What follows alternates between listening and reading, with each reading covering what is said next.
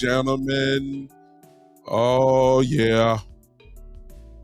I'm here live and in color. Well, that depends on if you're watching me, but if you're listening to me, I'm live right here in color and in volume.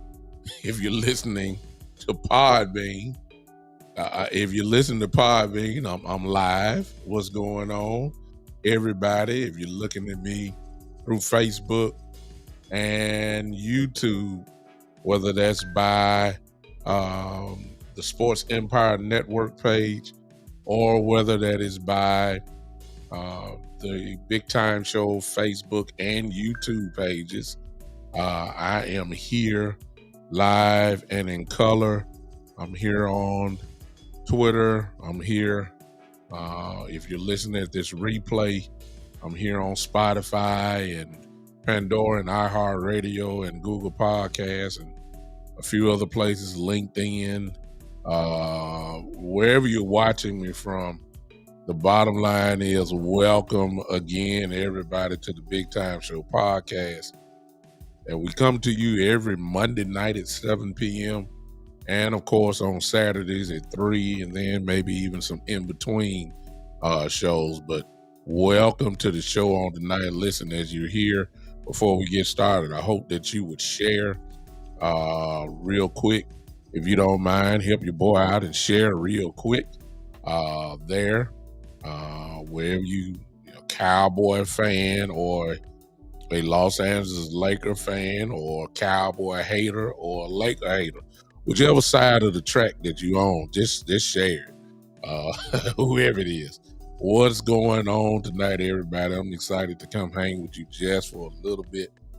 Hope you had a good day today, and let's just have a little fun, a little entertainment before you make your way to bed or whatever the case may be. What's going on? I'm getting ready to speak to everybody. Before I do, listen, if you're on Facebook, whether that's the Big Time Show Facebook or my personal page, I've had a lot of people over the years, couple of years, to ask how can I, support you in your podcast. That's those stars, if you're watching by Facebook, those stars at your bottom right there, you can contribute that way. If you're watching by the Big Time Show YouTube page, you most certainly can do it by hitting that $, which is the super chat button. You can do a super chat there, and once you make a super chat, I will stop doing exactly what I'm doing and read your comment just to show how much and I appreciate you supporting me. So let me speak to the people that are here. I think it's time in the building. What's going on? The one and only, the true hater, the Cowboy troll himself, Mr. Eastside Harold is in the place to be. What's going on? We invite all family members here. We invite all haters, all these, we invite you all. I don't mind you coming on the show. Just know that if you coming, if you gonna talk, you better say something. Don't get on here talking a bunch of nonsense, like Eastside. Yeah. Since I see you there, you know how I go. But welcome everybody to the show. As you coming in, I'm seeing more and more people come in. Let's do what we do. Okay, just share, help your boy out on the night. Let's have some fun tonight. So tonight's show, as you see by the title, what's up, Greg? I see you, brother. Appreciate you stopping by. As you can see by the title, you know what we're talking about tonight. We're talking Cowboy talk and Laker talk, a little split show. I got to do that because of really primarily my, these are two hot topics. I saw ESPN today doing what they do best. They only pay attention primarily to the Dallas Cowboys, and they'll put a segment there, like, Coach Schottenheimer, our quote-unquote offensive coordinator, did some talking today and his high praise for Dak Prescott today, and they made ESPN news out of that. Not surprised, as we know, When you want ratings, you talk about the Dallas Cowboys. So it's nothing new. The ESPN is starting it off already. We ain't even hit training camp yet. They're already talking about Dak and who's gonna call the plays and how's this gonna go and all that kind of stuff. And they need to cut down on the turnovers Dak does. And expect that the Cowboys offense would be explosive as it usually is, but can we cut down on same talk, same stuff that we're doing? It legitimate questions, I may add, but I think that shouldn't be no problem. What's up? What's up, Justin? What's up, man? Appreciate you popping in, brother. Thanks for popping in on.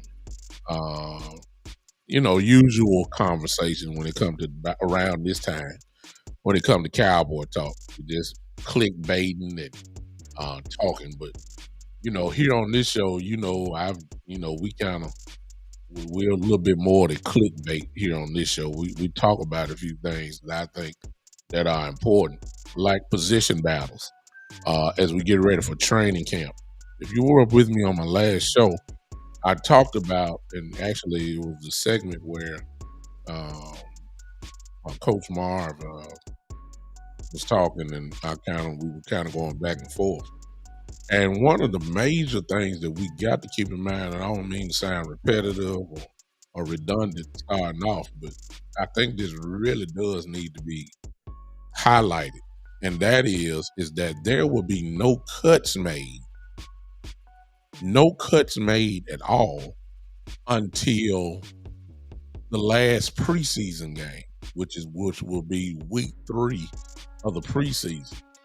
So what that means is 90 players will be with us for a long period of time, and there will be no cuts made until the last preseason game and the first game of the year. Now, my only question is, and I'm sorry I don't have the schedule on me right now. I just want to know, is there a 1 week gap, or will there be a 2 week gap between the last preseason game and the first regular season game? That will answer a lot of questions, and I'll get to it. But I see a super chat, and it is from Eastside Harold, and he, of course, I want to talk Cowboys, and he think about the Houston Texans. He says C.J. Stroud was looking really nice in rookie camp. They all look nice in shorts and t-shirts, he said. Let's see what happens when the pads get on, okay? Don't interrupt me again with Texan talking Cowboys. Appreciate it. Thank you, though. Thank you for the super chat. At least I held my promise. Thank you so much. That's my question. Because even whatever way it goes, whether it's 1 week between the last preseason game or 2 weeks between the last preseason game and the first game, that cut is going to be brutal because every team will be making the same cuts, all 32 teams. And the sad part, as I said on the last show, was it's going to be kind of hard for guys to make a team when they're just getting a playbook. You see, the guys that start off with you, these 90 guys that we're going to have, and every other team, they will only know one playbook for, almost seem like a couple months. That's the only playbook they will know, and then just to start all over again, it's going to be kind of hard for them to make a team. But that's the downside of it. But what the positive side of it is, when they make that cut this year, there really will be no doubt about who are the best 53 for every team. Not just the Cowboys, but every team. Because you've had enough time with them. You had enough time to see what their pros and their cons are. You know exactly what the strength and the weaknesses are for every player because you spent a whole bunch of time with them. And so because of that, I think that there are a couple of very interesting position battles that are probably going to take place this year. If you got a position battle that you're thinking about, because I got 2 in mind myself, and that's really all I'm going to talk about. But if you got one, go ahead and put yours in now, and maybe I'll talk about yours as well. One of the position battles that I've been hearing lately, and I don't really think this is really true coming from the Cowboy side. I believe somebody putting stuff out there, and that unfortunately is catching just a little traction. They're talking about it, and that is Deuce Vaughn becoming a kick returner for the Cowboys. And although you think it could be scary there with him being the kick returner, I can see some sort of damage there because he's incredibly explosive. As we all know, Deuce Vaughn is incredible speed, elusiveness, all that kind of stuff. But to make a long story short, I don't know why that would really be a position battle. Simply because we already got a Pro Bowl kick returner in Cavante Turpin. And I'm like, didn't we just forget? I mean, how did Turpin lose his job? Now, if Turpin was going to be a primary wide receiver, then I get that. But Cavante Turpin is not about to be one of our top 3 wide receivers on the depth chart. That's not getting ready to happen. I don't understand why somebody's trying to do it. Trying to make Deuce Vaughn our primary kick returner. I'm like, wait a minute now. Every time Turpin touched the ball, come on now, he just didn't break it. But Lord, he made the Pro Bowl. He was the starting Pro Bowl kick returner specialist. That says enough. He earned it. So I just don't understand the need or the rush. Let's say it like that. The rush to make Deuce Vaughn the new man, when he has when you really research it, he really has not had that amount of experience doing it. He didn't do that at Kansas State. He didn't do that at Kansas State. He was one of the primary runners at Kansas State. So that's not what we wanted. Why are we gonna put somebody back there that's really not had any type of, really? What's up, Daryl? I see you. Why do we need to even play with that? As far as I'm concerned, I don't get that. We have Cavante Turpin. We have him. What we need to change that for? I don't get that. And maybe it's a case whereas you'll have both of them back there, which I don't have no problem with that.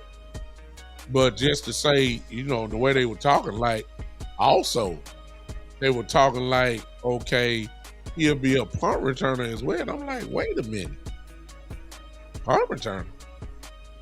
No, we got Turpin. We don't need nothing else. We got Turpin. Turpin is ready to go.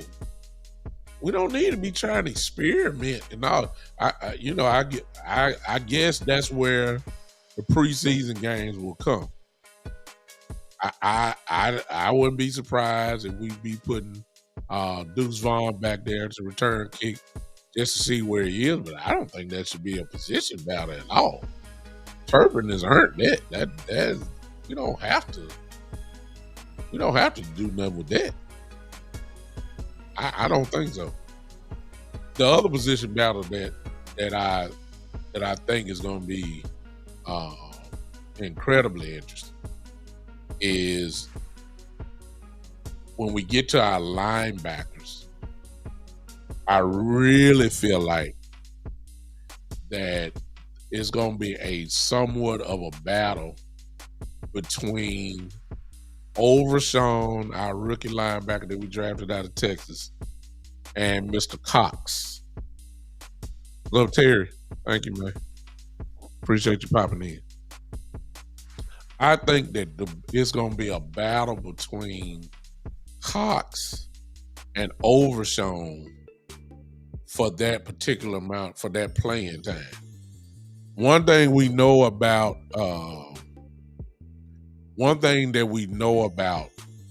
Dan Quinn and his defense, a whole bunch of players play. That's one thing that we do know. He believes in keeping fresh bodies on the field and pretty much at all times. He has several packages that, a bunch of guys play. And I got a feeling that Overshown and Cox are going to have a real battle there at that, I guess you want to say, maybe that backup weak side wheel linebacker spot. I think that's going to be a real battle. Like, who's going to really get the time up there? And unfortunately, hey, Joe, I see you. Appreciate you popping in. I really get the feeling that Cox may be in trouble. And the only reason why I'm saying that is because he's had time.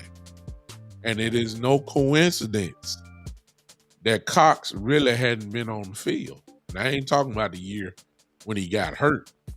It's just that we've been waiting on him to kind of move into that. There's a lot of us that was saying he should be our starting wheel linebacker, but for him not to get there, and most importantly, see, when Dan Quinn doesn't put you in or you're not getting a lot of playing time, I think we're at the point now where we just totally have to trust Dan Quinn. I believe that. So there's a reason why that Cox is not getting on the field. It's got to be a serious reason why he's not being on the field at all. And he hadn't been. Not consistently at all. And so in my view, I think that Overshown, and if you haven't seen Overshown play, you need to just pull up his film from Texas and you'll see why I've been crazy about the kid. I think he has a real chance to have a lot of playing time this season. I believe that he is going to get a lot of playing time on this defense. The reason why is because when you look at Overshown play, what you see is, in one word, he is a weapon. That's a flat out weapon. He really is. He can play. He can play all three levels of the defense. You can put him on the line. Now, he's small, but he has great speed and he has power, and he don't mind putting his hat in there because he will knock your head off. He can play the line. Of course, he can play linebacker, but what most people already know about him is that he started off as a safety. And so he's a weapon because he can guard on pass coverage. He also can rush the passer. And he is a hit machine. Now, two things that I want to say about that is that, can you imagine him and Donovan Wilson on the field at the same time together for wherever they line up? Wilson comes in the box too. I'm just saying that's two weapons of hit power that could cause problems. He's a weapon. The other thing that I noticed about him is, see, Dan Quinn for years has been looking for a replacement in his defense. See, the Seattle Legion of Boom defense was the defense that he created, he built, and he patterned his defenses from that defense. But one of the things that he's never had I think he got it at free safety. Our free safeties are real good. Hooker, Hooker can do it. Donovan can get there. Those guys are good. But what he has not had, even at Atlanta, one of the things that he really didn't have was somebody that resembles Cam Chancellor. Now, if you know football, and I just said that name there, a highlight reel just popped across your head right there. Cam Chancellor was intimidating. The safety from the Seattle Seahawks. Cam Chancellor would knock your head off. He was a big safety. He had speed. He could cover. And he could play in the box. And he would hit you. And Dan hadn't really had that. Curse is good. But Curse ain't known as one of those intimidating, hit machine type guys. He wasn't. Curse is good at what he does. I love Javon Curse. He's always in the right spot. He can, put his hat in there. He's gonna make the for sure tackle. He's gonna pick the ball off. He's gonna knock the ball down. That's really all what you want from your safety. I have no problem with Javon Curse. I have no problem. But he ain't Cam Chancellor. And for the first time, when you combine, that's why he loved Donovan Wilson so much. That's why Coach Quinn loves Donovan Wilson so much, because that's what y'all remember last year when he said, look, if you want to get things popping, you bring Donovan Wilson in. That's because that's what Cam Chancellor did. You see what I'm saying? And what I'm trying to tell you is Overshown kind of reminds me of Cam. He ain't brutal like, he ain't, big like Cam was. I ain't saying that. I'm saying when you look at Overshown's tape, number one, he almost reminds you of a bigger Donovan Wilson. But Donovan Wilson reminds you slightly of Cam Chancellor. Just not as big as that. And that intimidating type dude, I think we got two of them on there. I ain't even got the Parsons, you know what I'm saying? Guys that scare defense. I'm saying Donovan Wilson and Demarion Overshown. Those two guys right there are gonna break. I'm talking about attitude. I'm talking about hitting folks. I'm talking about drilling them into next week. That's what I saw Overshown do at Texas. And we ain't got to say nothing about Donovan Wilson. We already know Donovan would knock you in the next week. We know that. We've seen it. I'm saying we got two of them on the field now. We got two of them on the field. I'm talking about attitude. Put it this way. And I hope y'all catch what I'm saying when I say this. Donovan Wilson and we ain't seen Overshown play. I get it. I just got a feeling about this kid.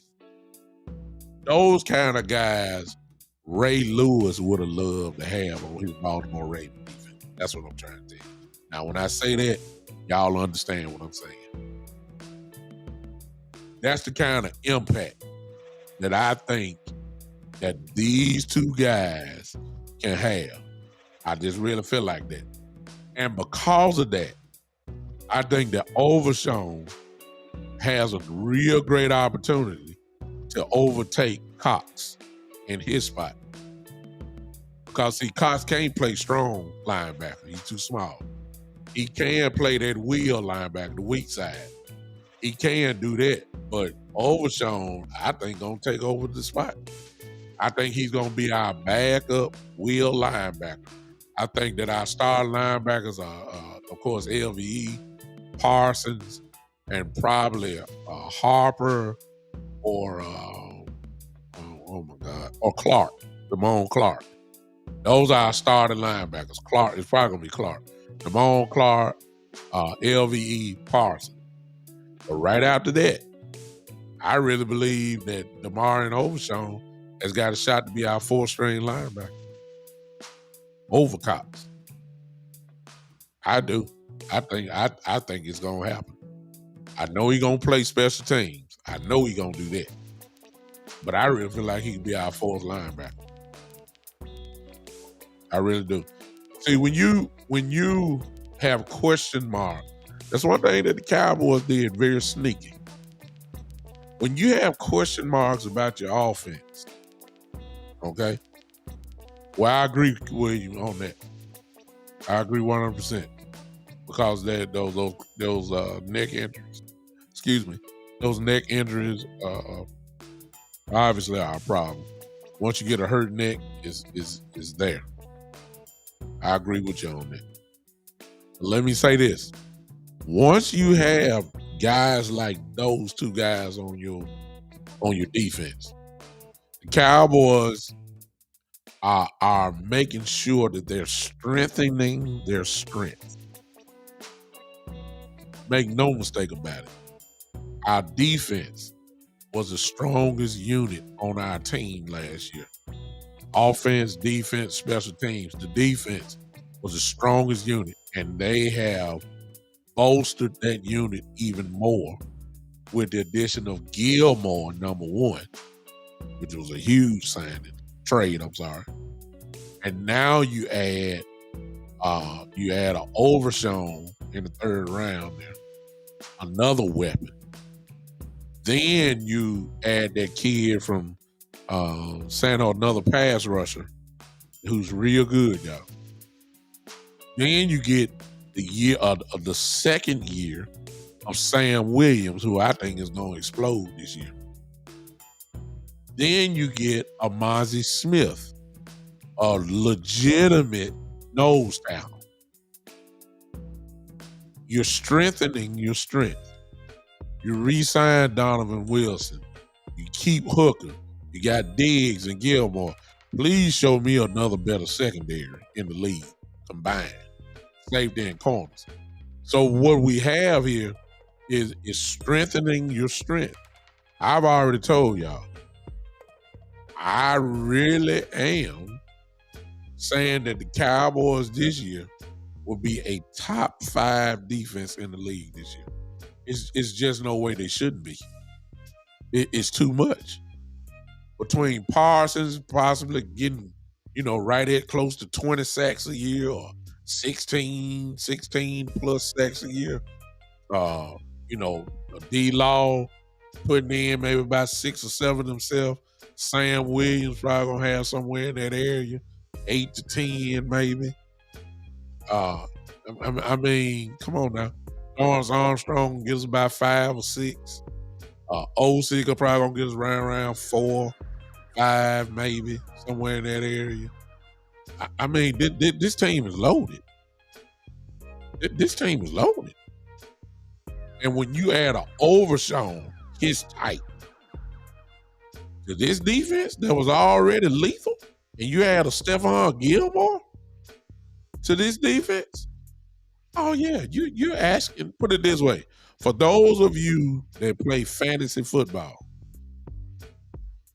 I promise you, this year here, the Dallas Cowboys probably going to be one of the top 2 or 3 defenses taking off your fantasy football this year.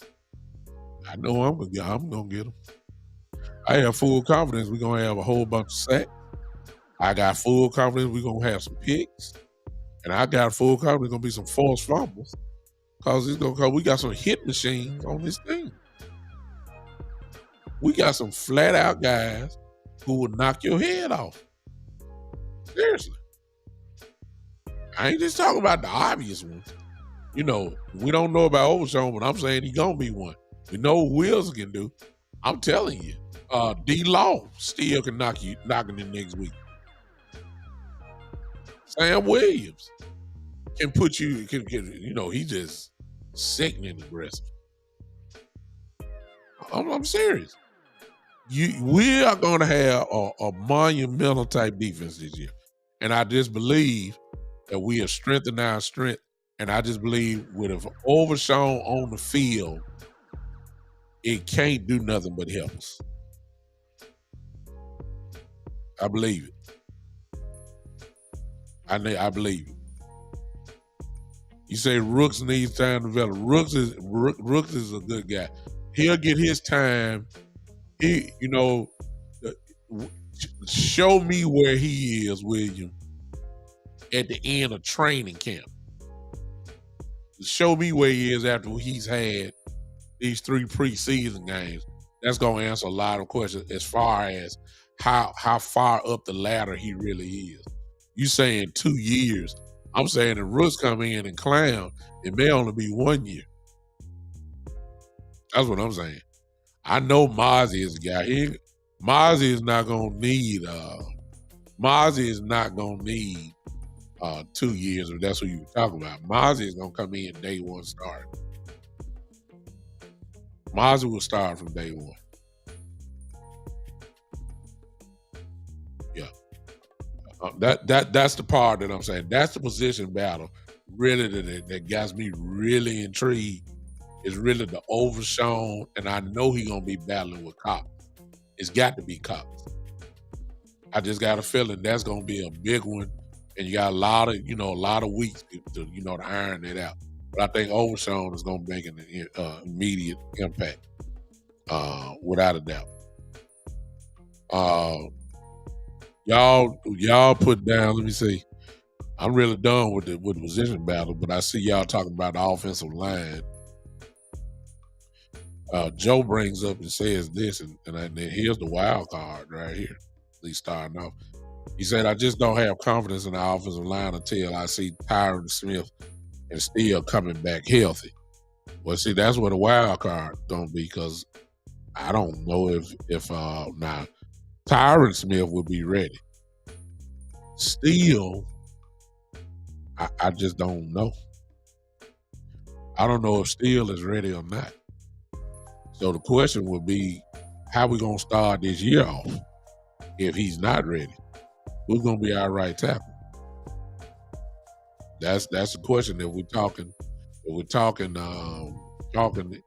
from within, then who is that guy? Jason Peters has not been re-signed. He's too old anyway. But Tyron Smith did play right tackle for us, which means that Tyler Smith then will be our left tackle. So now the question becomes, who will be our left guard? And me personally, that's a position battle that is going to be very interesting between Collins, between Farnock, somebody else I'm missing. There's talk that, I believe when I said there's talk to say, even some people saying the ball will go to left, will play inside as well. I don't know about that. I don't know. Greg said that he believed that the defense will carry the Cowboys at the start. I believe it too. I believe that too. I believe that the defense will be so good this year that it's going to be a lot of, it's going to be a lot of things going to go on there. Coach Breedlove said Tyler Smith is a Pro Bowl player, best lineman we have built around him, especially at his age, Coach. I agree with you 100% that Tyler Smith, you build around him and you go with it from there.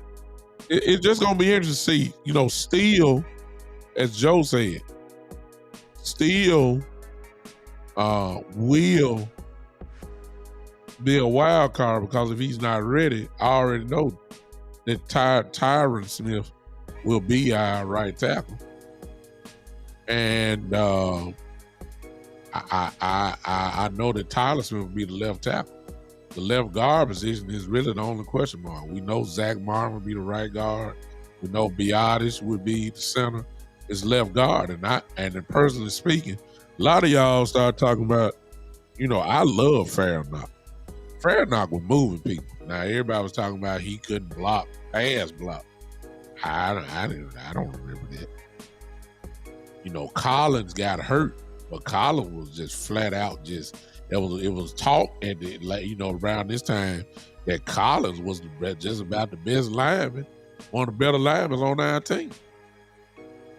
Now I don't know if that automatically means that they'll be auditioning him at left guard, but Collins moved people, man. I wouldn't mind saying that. And that very well may be our best five. If you put somebody like a Collins at left guard, and keep Tyron at right tackle and Tyler at left tackle, that very well may be our best five. Especially if Steele is not ready. See, we don't need to rush that. We don't need to rush that. We shouldn't rush him back. If he's not ready, let him get ready as quick as possible and pray to God that Tyron Smith can hold up. William said that the kid that we drafted from North Carolina has been practicing at left guard at minicamp. Yeah, he can do that at minicamp because there ain't nobody there. My question is, what happens when Farrakhan and Collins and Ball and all them show up? Where he fall on the depth chart then? And I got a feeling he gonna stay there because it's been known and said that the rookie that we drafted in North Carolina is not ready. More of a development type guy. Hey, we are Dallas Cowboy football. Hey, I don't know who you are, but welcome to the show, brother. He said we only gave up 18 points a game last year. Expect more of the same. I think it's a possibility we could be even better. We averaged 27 points a game, last year, which is true. 27-18, they'll win you a lot of football games. Running back. He said that, hey, for those that just coming in, that Super Chat is available there. If you're on Facebook, the star button is available as well. I interrupt all what I'm saying for Super Chats there, if you don't mind. If you feel like you want to help your boy out here, please do that. William says thoughts on the running back. Do we need another one? I'm gonna be honest with you, y'all. I think we're underestimating Ronald Jones. That is just my opinion. We got enough now. The question is, will they give the guys the chance? I'm just gonna play. Let's eliminate Tony Pollard. I personally don't think that Pollard will be ready, and so our starting running back probably will be Ronald Jones starting off, and Deuce Vaughn will probably be our second running back. And then third will probably be Malik Davis. Even though I love Rico Dowdle, but they just never give him a chance, so I don't see why they would give him a chance now. So I'm thinking that our starting three will be Ronald Jones, Vaughn, and Malik Davis. That's what I'm thinking. Now, Coach Breedlove just said something there that, of course, a lot of Cowboy fans hope and wish they would have, and that's bringing Zeke Elliott back. I personally don't think that's going to happen at all. The Cowboys always going to say the right thing. I don't even really think they even really entertained that at all. Because if they did, he would have been a Cowboy by now, easily. Because he wants to. Blake part of him always want to stay here. He's working out with Dak and and all that kind of stuff. I just don't think that. I don't even think it's even a thought. To be honest with you, the only time they really think about it unless somebody asks them about it. That's about it. I don't think Zeke is in there playing at all. At all. I don't. So I think that's the way it's going. Ronald Jones is quite capable of carrying the load. Speed, power, gets downhill, he can do that. We all know what Deuce Vaughn is capable of doing. We've seen enough film on him. We know what he can do. And Malik Davis, quiet as kept, is a pretty good running back. Those three can get the job done. The only question is pass blocking. Ronald Jones can do that. Deuce Vaughn is a rookie. And we're not real sure about Malik Davis. That's what they said the reason why he couldn't really get on the field at the last, that's why they put him out there, because they say he wasn't sure on pass blocking. So hopefully he's gotten better at that. I'm quite sure he has. He had a whole year, off season to work with it. I'm quite sure he's ready. Brilo said, what about Henry from the Titans? I would love to have him, but when you start talking about that, you would like to have that type of talent. And most certainly, he would definitely help the running game. The only problem with Derrick Henry is not on the field. It's just that the Cowboys going to insult him with the pay, the amount of pay that they're going to offer him. You know that. I mean, we talking. Look, don't let this offseason fool you. Most of our big names were done by trade. It wasn't by free agents. When you start talking about free agents, the Cowboys ain't good with offering, offering a contract. The player would be great. But y'all know Jerry Jones and Steve, it ain't Jerry. Steve Jones gonna insult that man with a contract offer. You know that. So I wouldn't even entertain that. Because Derrick Henry has earned the right. Let's get this right now. Even with him not making whatever Tennessee didn't want to pay him, he's earned the right to make at least $10 million now. It's just no question about that. You can't insult that man. You can't insult Derrick Henry now. And the Cowboys ain't about to offer no $10 million then. You know that. Coach, you ought to know better than that. You can do that on Madden. you can put Derrick Henry on Madden, the Cowboys thing. Not in real life though. Coach said $4 million. That's an insult. That man get plenty of money from somewhere else, Coach. You know better than that. Derrick Henry can get a whole lot more money from somewhere else now. I believe that. I believe that. I just believe it. And now we can get $4 million for him. Oh, that's a steal. Because I still think he can, Derrick ain't lost nothing. Just the only thing with Derrick Henry is Tennessee just didn't want to pay him. Because they knew they would have to, And ain't nobody going to pay that amount of money. I just think that if we talking that way, I think we got enough. Again, whoever that asked me the question, I think that's William. I think we have enough from the running back position to be incredibly effective. Oh, I can see that. Yeah. I believe it. What other position battle you got? I think another interesting one, and I think I'll close. We ain't gonna close with this. I'm gonna go to the Laker talk in a second. But there's one more position. Everybody talking about Jalen Tobin. Everybody, the man run with his shirt off, and everybody get hyped because he got biceps. And his legs look chiseled. And he looked good running against the air. He ain't running against nobody. Everybody getting excited about him. And they ain't gonna quit on him. So the way they talking is almost like he's be our fourth receiver. Because he's not starting over Lamb and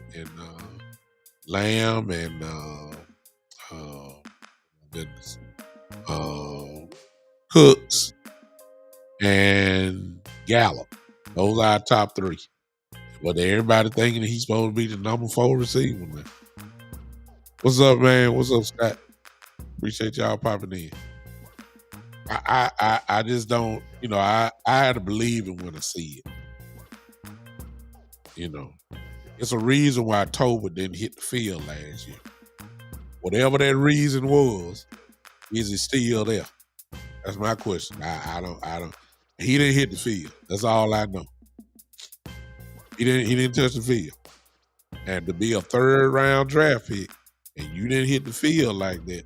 As a matter of fact, you were way low on the totem pole. I can't know. I don't care nothing about him working with Dak in his backyard, in the football field, in his backyard.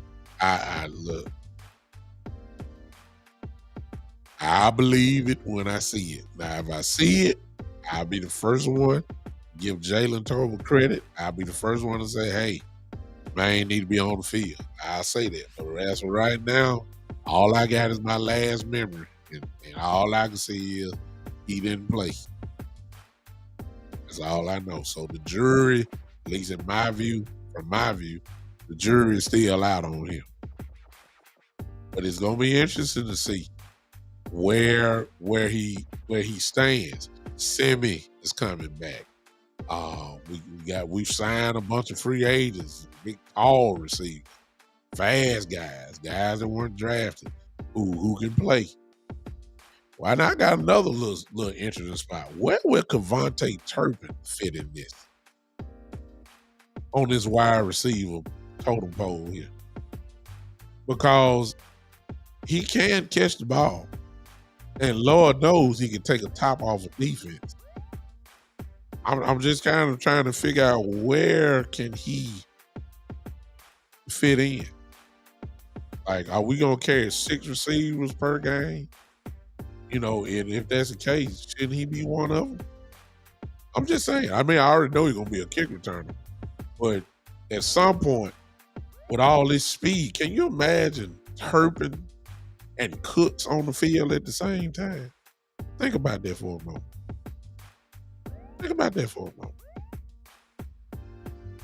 I mean that's how you blow. That's how you blow folks.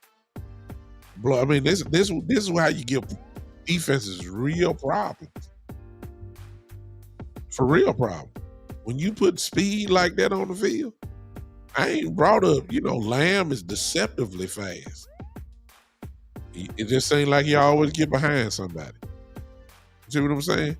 How good is Michael Gallup gonna be with a lot of this rehab now? He should be back to his old self for real now. Now, if he's back to his old self, I mean, how good is he really gonna be? See, we got a lot of stuff, but see, even with the wide receivers, Dak got to be the man. Dak got to be the man. I believe he can be. I ain't even talking about the tight ends yet, but I'm just saying. But this type of wide receiving core, I ain't saying it's the best in the league by no means. I'm just saying they ought to be able to cause some serious problems. They ought to cause some serious problems. They should. The game is tomorrow night. The Laker game is tomorrow night. Tomorrow night at they're on Denver time, so it might be a late start again. And I'm about to switch to Laker talk. So if you hear of a Laker talk, go ahead and start sharing now.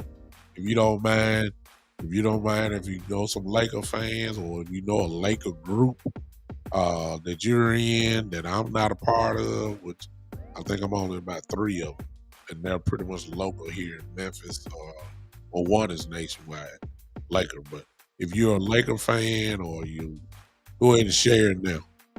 Terry said, I don't believe in Dak at all. and Terry's not the only one that don't believe in Dak. And I get it. All right. So that's what I'm feeling about it. It's a lot of position battles. I'm quite sure you know some more. But those are ones I want to tap on about that. So that's what we feel about Cowboys about that. And now, ladies and gentlemen, just that quick, as you can see. Just that quick, I switched. Just that quick. Y'all see that? Y'all see that switch right there? Ah! Oh my goodness. Well, tomorrow night, ladies and gentlemen, the Los Angeles Lakers continue their march. And, you know, the more they keep marching, the more it's starting to, I can start to see a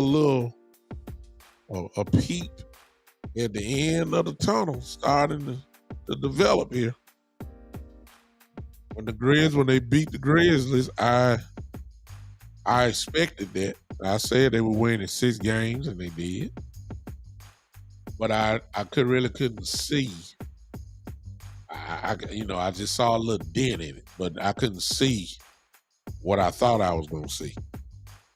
And so now, once they beat the Warriors in 6 games, as I predicted, 6 games all it took. When they beat them, I can see a little light now. I can see it. I can see a little light now. Because, ladies and gentlemen, I think the Lakers now, this will be my first time saying this, I think the Lakers got a good shot in winning the World Championship. When they took the Warriors out, and no disrespect to the Denver Nuggets and the Joker, but I'm going to go ahead and give my prediction. I said I was going to do this Saturday. Well, I said I was going to be ready to say it on tonight, and I am. I've studied everything. I'm going to go ahead and tell you now. I'm going to say that the Los Angeles Lakers are going to win in 6 games. And I'm going to be honest with y'all. I'm really going to say something crazy. I was going to say 5 games. Because when I look at it,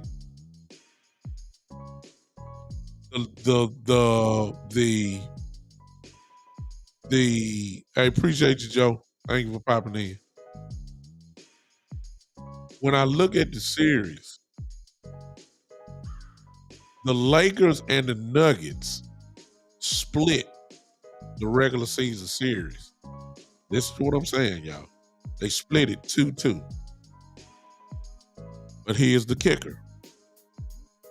The Lakers, they played all 4 of their games before the trade deadline, which means the Denver Nuggets has not seen this team that's put together.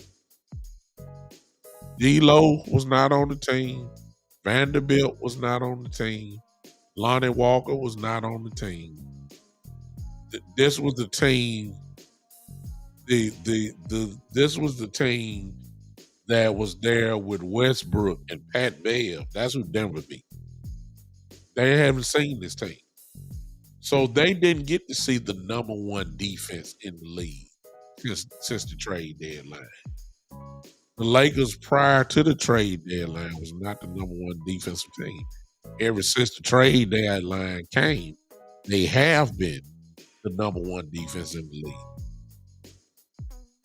And when I think about, listen to this. This is what I'm thinking. See, everybody talking about, what ball movement the Denver Nuggets have, what great cutting they have, and all that kind of stuff. Well, the Lakers just got practice these last 6 games with the Golden State Warriors. I mean, who cuts more than the Warriors? Who moves nonstop like the Warriors? The Nuggets don't be as fluid as like that. And so when you say Jamal Murray, all they're going to say, hey, we just got rid of Steph Curry. So what? And the thing about the Joker, let me say something about the Joker. And, you would be a fool if you didn't say this. The Joker is a bad dude, man. I've never seen a guy that can't jump an inch off the ground, dominate like this dude does. The Joker can't jump. Look, listen to me. If the Joker on your street You know where your driveway is, and then if you go to your right or left, you get to the little sidewalk there. That's how high the Joker jump. Right there. That's it. That's how high he jump. But you've never seen a guy that don't have a lot of athletic ability just dominate like he does. But there's only one problem. He can't guard nobody. Because he's not fleet of foot, and he's not very agile, and he's not quick. So that's why I'm saying 5 games is because I believe that Anthony Davis is going to literally give him some serious problems. I see this. He can't guard AD, but AD can guard him. Jokic ain't seen a defender like Anthony Davis. He ain't seen it. I really believe that Jokic, like he was killing Phoenix. He scored 40 points, 50 points. He ain't even do that against us. He's not finna score like that. That's not gonna happen. He might get 28. He might get 20, something like that. But he ain't gonna score 50 points. Anthony Davis, however, is gonna look. Anthony Davis gonna kill this man. I don't see nobody stopping him. Not on them. I just feel like I said 6 games, but I was really leaning toward 5. I'm sorry. I really can see this. I can see the Lakers beating them in 5. I wouldn't be surprised if they beat them in 5 games. And it's just me. And I know some of y'all saying, man, you crazy all that doing. Denver been the number 1 team in the West the whole year. They have, but they ain't seen us. I got the Lakers in 6. I'm just gonna stick with that. I can see us winning in 6 games. I don't think that. Are you saying I'm muted on Podman? Can you hear me? I don't know. I don't know why I'm muted. Shouldn't be. Somebody check Podbean out for me and just make sure that y'all can hear me on Podbean. Let's make sure I'm good on Podbean. Let's make sure that I'm good on Podbean. But anyway, I don't see how they're gonna stop us. I'm really trying to give Denver the benefit of the doubt. Caldwell Pope is a good defender. But LeBron is I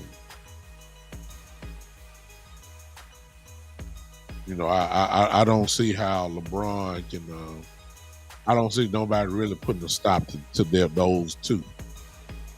That's why I'm saying that. All right. I believe some of y'all agree. Look like I got some Laker fans in here as well. But it starts tomorrow night. I'm looking forward to it. I can't wait for it. I'm looking forward to it. All right. Ladies and gentlemen, I'm done. That's all I got to say about that tonight. I would go in more depth, but I got stuff I got to do.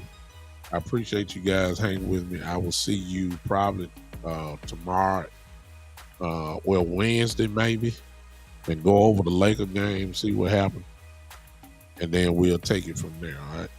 I appreciate you guys so much. Go ahead and put your hands together real quick. Y'all know how we get out of here. We groove our way out of here. We groove our way out of here. I'm looking forward to it. I don't know why people can't hear me on Podbean. I don't know what's going on. I have no clue. All right. I'm out of here. Appreciate you. We'll see you on tomorrow. Or Wednesday, I'm sorry. Wednesday, as we talk about what happened with the Laker game. Until then, ladies and gentlemen, this has been the Big Time Show.